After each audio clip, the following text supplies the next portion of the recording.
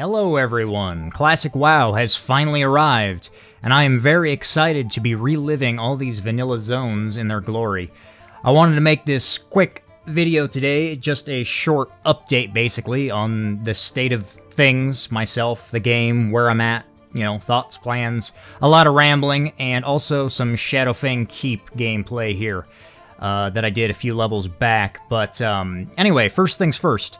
I got the name Shirley, as you guys can see. I am an orc warrior, and I am playing on the Incendious server. If you guys want to get a hold of me for whatever reason, can't promise I'll always reply if I'm busy or whatever, but, you know, that information's out there. Don't have a guild as of yet. Not really too concerned with it right now, but we're just kind of waiting on me and some friends, you know, getting the right fit, basically, as far as plans with that going forward. But, yeah, going back to Shadowfang Keep here, you're going to be seeing this a lot if you're leveling a warrior right now, or at least I would recommend it, which is actually tanking. And I am not speccing into protection or anything for this. In fact, I've got 5 points in Fury right now, and I'm actually going down the arms tree for leveling. I would recommend for everybody to do. You could spec down Fury as well. Either or is really fine. It's pretty comparable. But I would recommend you pick up the first 5 points, and I believe it's called Cruelty. It's the crit one in Fury. And then I decided to go down the arms tree because I wanted Tactical Mastery, especially a little bit later in the line, just for stance dancing and especially for tanking, like stuff like Shadowfang Keep, because anytime you're trying to get into a dungeon group, you know, if you don't have your friends online or if you're on at odd hours like I am, then it's really nice to be able to get into a group fast, and as a warrior, you're in high demand as a tank. Obviously, you can DPS as well, which is a lot of fun, and tanking can be a little bit stressful in Classic, just because threat is such a huge issue, and if you've noticed, you have no rage to play with. So, leveling is pretty slow, obviously, if you're by yourself, but if you gut it out, it'll be worth it, and it starts to really pick up a little bit after 20, especially once you get a better weapon under your belt.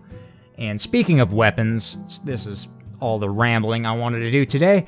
Don't be afraid to use a stat stick that has anything on it, frankly. I'm using a intellect staff at the moment with like intellect and spirit on it, just because the auto attack damage is more important for your weapon scaling on abilities than pretty much anything, because most of your DPS as you're leveling out in the world is just off of auto attacks, frankly, as a warrior. Another thing here in the video is I should say you should definitely go out of your way to pick up some sort of a ranged weapon, whether that be a bow or a gun or throwing, and you have to go train for it, of course, and buy some just dirt cheap ammunition just so you can pull things. I was pulling a couple out in that room there as I was tanking this, but I only saw there was one more werewolf boy in the back, so I went to go grab him anyway. But super useful in dungeons, and also very useful when you're out questing, when you need to try and pull things one at a time, because I'm sure anybody that's been playing a warrior on Classic so far has realized that it can be pretty darn dangerous to get more than one thing at a time. Now right here, I actually was trying to jump up on the rail and shoot one of them, and I didn't mean to fall down and pull everything, so this gets a little bit sketchy for a moment here, but we luckily pinched it out. And I'm trying my best to just tab and make sure that everything has aggro on me. That way the healer doesn't have to worry about everybody else, just myself. And when you're tanking all this stuff, try to use taunt to get snap aggro as a last resort if you can help it. A lot of dungeon tanking early on is just saving your rage, really, for the next thing you're going to be hitting, so you can go on to the next thing and get instant threat, either be it's from Rend or Sunder Armor. Preferably Sunder Armor is going to be causing the most threat, but a lot of times if you're pulling two things at once, you don't have the rage to sunder a couple of targets, so a couple of Rends just allows you to get some damage on targets, and that allows, you know, your team to start DPSing, because a lot of people in random groups or whatever aren't really used to the classic threat table, so they're just jumping right in, even though they should probably wait a second. Not that it's a big deal at lower end dungeons like this, but something to bear in mind. I've been in a few groups already where warrior tanks have just, you know, kind of done their own thing and tanked it like it was BFA or something, and the group's just getting hammered from all sides, so just try to manage your rage. Don't worry about your own DPS as prop, or, well, quote-unquote prop. Just worry about getting threat as much as possible. Another thing that you want to be aware of is I've got 2 macros on my bar underneath my 2 stance icons, and that's just to equip your 2-hander and your sword and board. I also have the sword and board macroed with defensive stance for when you need it. You never know if you're in a group, even as DPS, when your tank might go down, and it's nice to have that macro on hand to instant get out that shield and taunt your, you know, opponents or whatever it may be. Yeah, I'm leveling mining and engineering at the moment. Not the most efficient use. I would really recommend you guys pick up skinning, actually, just to vendor all the skins for early gold early on, just so you can afford all your training and talents and whatnot. Speaking of talents and training, you got to pick up stabs and maces in Thunderbluff if you didn't know, and swords in Undercity. And if you're an orc, you've got axes already, obviously, but that's in Orgrimmar if you need to pick that up.